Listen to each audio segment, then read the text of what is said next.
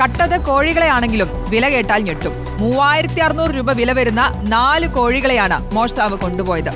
വീട്ടുപറമ്പിലുണ്ടായിരുന്ന 150 തേങ്ങകളും നഷ്ടപ്പെട്ടു. കുബനൂർ സ്വദേശി അബ്ദുൾ ഖാദറിന്റെ പരാതിയിൽ അന്വേഷണം നടത്തിയ കുമ്പള പോലീസ് പ്രദേശവാസിയായ വിശ്വനാഥനെ അറസ്റ്റ് ചെയ്തു.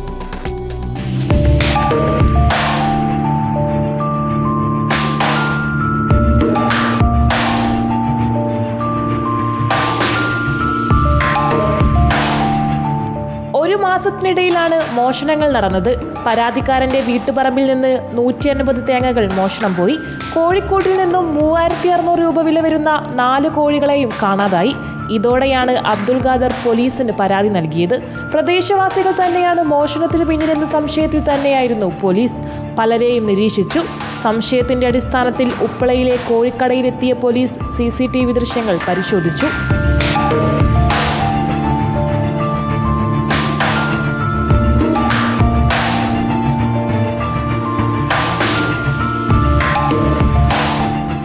കോഴികളുമായി എത്തിയ വിശ്വനാഥനെ ദൃശ്യങ്ങളിൽ കണ്ടെത്തി. തുടർന്ന് കസ്റ്റഡിയിലെടുത്ത് ചോദ്യം ചെയ്തപ്പോഴാണ് പ്രതി കുറ്റം സമ്മതിച്ചത്. പ്രതിയെ 2 ആഴ്ചത്തേക്ക് കോടതി റിമാൻഡ് ചെയ്തു. Kumbla inspector KP Vinod Kumar, SI K Sreejesh എന്നിവർ നേതൃത്വം നൽകിയ സംഘമാണ് പ്രതിയെ അറസ്റ്റ് ചെയ്തതും.